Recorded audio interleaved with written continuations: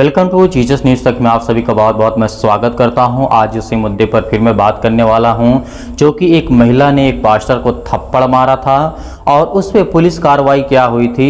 आप इस वीडियो को पहले देखिए, उसके बाद मैं अपना पर्सनल ओपिनियन दूंगा, जो कि हमारे मसीह भाई बहनों के लिए, हमारे समाज के लिए बेहद ज़रूरी है। तो इस पहले वीडियो क्लिप को देखिए, उसके बाद मैं अपना ओपिनियन दूंगा। और इस चैनल को आप ज़्यादा से ज़्यादा सब्सक्राइब करिए, शेयर करिए और लाइक करिए, ताकि और लोग जुड़ें और लोग इस न्यूज़ को या फिर न्यूज़ के माध्यम से उन तक ये बातें पहुँचे कि कितने मसीह के विरोधी हैं, कितने परमेश्वर के वचनों से प्रेम करने वाले हैं और कितने लोग बैर रखने वाले हैं। तो इस वीडियो क्लिप को देखिए। अभी तो सिर्फ एक थप्पड़ मारी हूँ, हाथ पैर तोड़ के सिर्फ जिंदा रहने के लायक छोड़ूंगी इनको मैं। एक चीज होती है कानून की, जी। तो शख्स को थप्पड़ मारना कितना उचित था? आगे कुछ बोले तो मैं गाड़ के रख दूंगी, पुलिस भी नहीं बचा पाएगी आपको अगर मेरे साथ बदतमीजी की है। टोको टोको, दो में वो नहीं समझे तो अब तोड़ो है। और महिला होने के नाते वो मुझे हाथ नहीं लगा सकते थे। दामाद बना के पाल रहे हो उनको नहीं बचाया गया। उनके दामादों को करके दो पुलिस वाले को लाइन अटैच किए हैं। उनके जो पादरी घूम रहे थे, सीधी सी बात बोलती हूँ, जो यहाँ के शासन है उनका दामाद है बोलती हूँ मैं। तो अब ज्योति शर्मा मुझसे, मेरे लिए उन्होंने एफआईआर का मांग किया, तत्काल मेरे लिए एफआईआर हो गया। नमस्कार, मेरा नाम सीमांत है। भिलाई टाइम्स देखना शुरू कर चुके हैं आप। हाल ही में एक वीडियो वायरल हुआ था जिसमें एक महिला द्वारा एक पास्टर को थप्पड़ मारा जा रहा था और वीडियो इतना वायरल हुआ कि उसमें दो आरक्षक और ख़ुद उस महिला पे भी एफआईआर दर्ज हो गया। वो महिला इस वक्त मेरे साथ हैं, नाम ज्योति शर्मा है। और सबसे पहले मैम, मैं आपसे ये पूछना चाहूँगा कि क्या मामला हुआ था उस दिन? 12-13 लोग थे, उसमें 9 महिलाएं थी, बाकी पुरुष लोग थे। सबके सब इकट्ठे सेक्टर 1 में इंटर मारे। तो हमारे भाइयों को थोड़ा सा शक हुआ, जो हिंदूवादी हैं, जो वहाँ सेक्टर 1 में घूमते रहते हैं, कि ये पूरा नया चेहरा कौन है। और सभी बैग लटकाए हुए थे, स्कूल बैग लटकाए हुए थे। तो थोड़ा सा उन लोग उनका आगे पीछे देखे कि कर क्या रहे हैं इन लोग, किसी सामान वामान बेचने आएगा। तो वो सामान वामान कुछ नहीं किए। फिर 2-2 की संख्या में सड़क, सेक्टर 1 में सड़क 6, 7, 8 और सी मार्केट में 2-2 की संख्या में बढ़ गए। बढ़ने के बाद हमारे भाई लोग भी ध्यान रखते रहे कि इन लोग बढ़ क्यों रहे, क्या कर रहे हैं। तो बाहर में जितने महिलाएं थी, बुजुर्ग थे, उनके पास जा के उन लोग यीशु मसीह का प्रचार कर रहे थे। देखो आप लोग कितने गरीबी में रह रहे हैं, आपका जो तबीयत ख़राब वाले बुजुर्ग बैठे थे, देखो तबीयत ख़राब है आपका, आप हमारे धर्म में इसको पढ़िए, इसको आ जाइए, तो फिर आप लोग ठीक हो जाएंगे, आपकी स्थिति ठीक हो जाएगी, ये बोल रहे थे। जैसे ही वो बोल के उस स्ट्रीट से निकल रहे थे, तो हमारे जो भाई पीछा कर रहे थे वो उनसे पूछे कि उन लोग क्या बोले करके, क्योंकि हमको तब तक नहीं मालूम था, थोड़ा दूरी बना के रखे थे कि उन लोग बोल क्या रहे हैं। तो उन्होंने बताया, तो हमको समझ में आ गया मेरे भाइयों को कि इन लोग धर्म का प्रचार कर रहे हैं, अपने सबको ईसाई धर्म में आने के लिए बोल रहे हैं, लालच दे रहे हैं करके। फिर उन लोग सबको इकट्ठा करना चालू किए। 2 लोगों को रोके, उन लोग जो घूम रहे थे उनको बोले कि आप लोग इतने लोग यहाँ आए हैं, 12 लोग सेक्टर 1 से इंटर मारे हैं, सबके सब इकट्ठा हुई है यहाँ पर, आप लोग यहाँ पर आके सबको लालच दे रहे हैं और क्रिश्चियन धर्म अपनाने के लिए बोल रहे हैं करके। तो फिर उन लोग बोले नहीं ऐसा कुछ नहीं, बोलते मेरे पास आप लोग जहाँ जहाँ जाके बोले हैं सबसे मैं बात किया हूँ और सबको इकट्ठा कीजिए। तो फिर उन लोग सबको फ़ोन करके इकट्ठा करने लगे। तो महिलाएं इकट्ठी हुई, तो मेरे भाई लोग 3-4 जो अपने वही सेक्टर 1 के हैं, जो हिंदूवादी विचारधारा के हैं, जो उनका पीछा कर रहे थे, वो महिलाएं उन पर हावी हुई। उसी बीच में मेरे भाई लोग मुझे भी फ़ोन किए, क्योंकि मेरा घर थोड़ा सा दूर में है, मैं सड़क 30 में रहती हूँ। तो बोले दीदी कहाँ हो? मैं बोली घर में हूँ भाई। तो ये ऐसा घूम रहे हैं अपने सेक्टर 1 में, देखो करके सबको लालच दे रहे हैं धर्मांतरण करने के लिए। उनको बोल रहे हैं कि आ जाइए, यीशु मसीह को मानिए, आप ठीक हो जाएंगे करके। मैं भी पहुंची, तो उनके साथ में जो पादरी थे, तो मैं उनसे सवाल जवाब करता, तो बोलते आप कौन होते हो हमको रोकने वाले? मैं बोली एक जागरूक नागरिक हूँ, मैं हिंदुत्व का कार्य करती हूँ, मैं अपने यहाँ ऐसा कुछ नहीं होने दूँगी। तो उनका कहना था कि आप होते कौन हो, बड़ी आई है, ऐसा करके मुझे उन्होंने एक अपशब्द कहा। ऐसा उन्होंने कहा था? हाँ, उन्होंने अपशब्द कहा मुझे।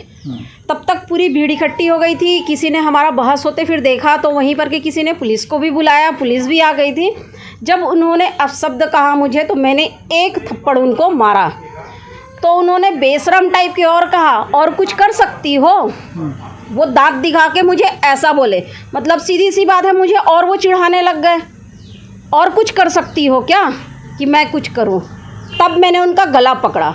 मैं बोली आगे कुछ बोले तो मैं गाड़ के रख दूंगी, पुलिस वाला समझ रहे हो आप, तो फिर पुलिस भी नहीं बचा पाएगी आपको अगर मेरे साथ बदतमीजी की है। तो ये मेरा शब्द है, जहाँ मेरा वीडियो वायरल हुआ है आप सभी ने सुना होगा कि अगर बदतमीजी की है यहाँ तो मैं गाड़ के रख दूँगी।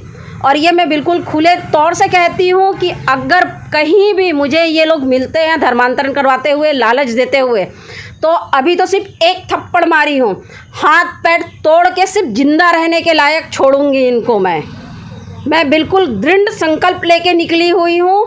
हिंदुस्तान को हिंदू राष्ट्र बनाना है, पूर्ण रूप से इनको मैं भगा के रहूँगी।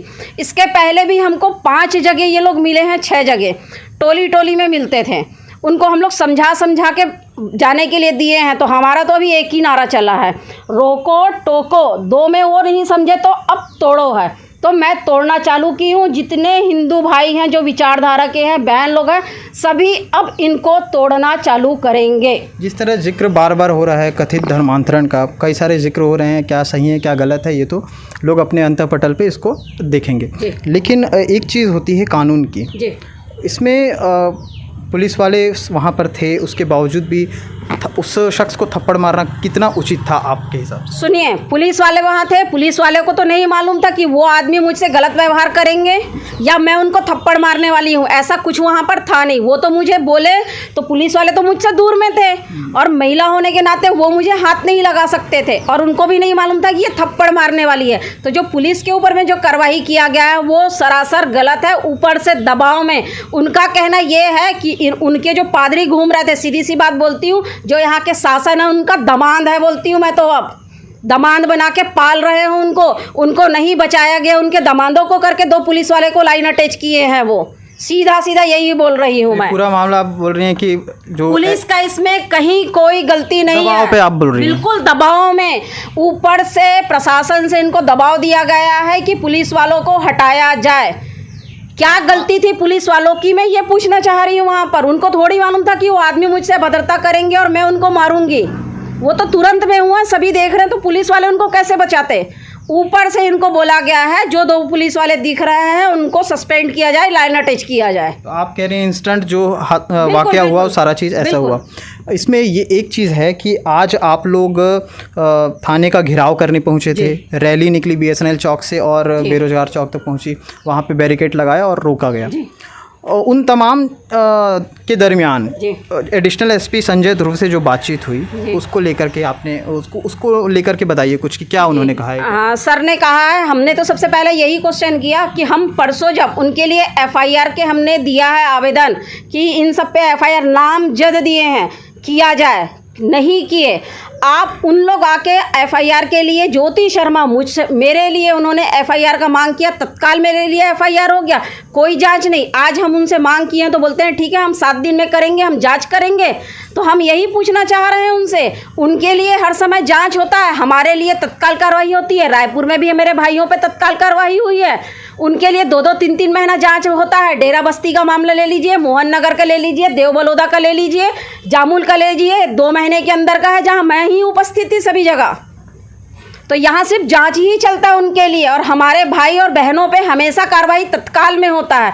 तो ये कौन सा कानून है, ये मुझे बता दे कि एक पक्षीय इन लोग कार्रवाई करते हैं। हम उसी को मांग को लेके आज मेरे भाई लोग, सभी हिंदू संगठन के लोग, हम एकत्र हुए थे। आपने देखा कि किस तरीके से ये बहन का मानना है कि हालांकि पहले मैं पुलिस कार्रवाई के विषय में बता देता हूँ थोड़ा सा कि क्या होती है पुलिस कार्रवाई कि जब ये FIR ये घटना घटती है तो उस समय जो लोकल क्षेत्रीय थाना होता है वहाँ पर जा कर के क्या होते हैं कि जो उच्च अधिकारी होते हैं, जहाँ पे जो जिस समय वो महिला और उस आदमी को, पास्टर को थप्पड़ मारी थी, तो उस समय की वीडियो शूट की गई थी, रिकॉर्ड की गई थी, और उसको देखते हुए क्योंकि वो एक कानून के नज़रिए से गलत था, एक कानून के नज़रिए से जो कानून का नियम कहता है वो एक गलत था, तो उसी के देखते हुए उन सिपाहियों को सस्पेंड कर दिया गया।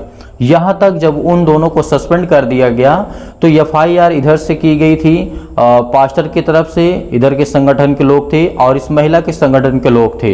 तो पास्टर के जो संगठन के लोग थे उनकी FIR को एक्सेप्ट कर ली गई थी।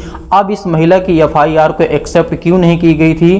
क्योंकि पुलिस प्रशासन जो है, जो कानून व्यवस्था है, जो पढ़े लिखे SI रैंक के होते हैं, CO रैंक के होते हैं, तो दरोगा जो होते हैं, उनको ये सब नॉलेज होता है कि इंडियन कॉन्स्टिट्यूशन में क्या अधिकार, क्या मौलिक अधिकार दिया गया हुआ है और किसके खिलाफ कैसी एफआईआर लिखी जानी चाहिए, वो सब कानून के तहत होनी चाहिए। अब ये आप कह दें कि इसे बाबा ने कहा था कि भारत को हिंदू राष्ट्र घोषित कर दिया जाए, क्या ऐसा एफआईआर को लिखा जा सकता है? बिल्कुल भी, कभी भी नहीं लिखी जा सकती है, क्योंकि भारत एक स्वतंत्र देश है। यहाँ लोकतंत्र है।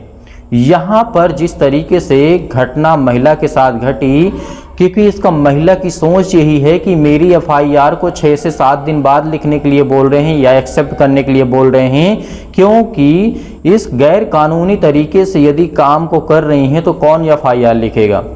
तो गैर कानूनी ये महिला मुझे लगती है पढ़ी लिखी तो है नहीं है, और दूसरी बात ये पुलिस वालों को मूर्ख या गधा समझती है, या फिर प्रशासन को मूर्ख या गधा समझती है, या कानून व्यवस्था को या संविधान को, या फिर इस देश के जो संविधान है उसको गलत, या नियम कायदे कानून जो भी है, अब इसकी नज़र में तो गलत ही है। इसकी एफआईआर को नहीं लिखी जाती है और 6 से 7 दिन के लिए समय दिया जाता है कि हम जांच करेंगे, तब उसके बाद एक्शन लेंगे, जो कि पास्टर की एफआईआर को तुरंत उसी वक्त एक्सेप्ट कर ली जाती है, क्योंकि महिला गलत है कहीं ना कहीं, इसी की वजह से इसकी एफआईआर को एक्सेप्ट नहीं की जाती है। अब इस पर आपके क्या राय है? और ये धमकी भी बहुत देती है कि मैं मार दूंगी, काट डालूंगी, पता नहीं क्या क्या कर डालूंगी, ये सब शब्दों का यूज करती है, उसके हाथ पांव तोड़ दूंगी।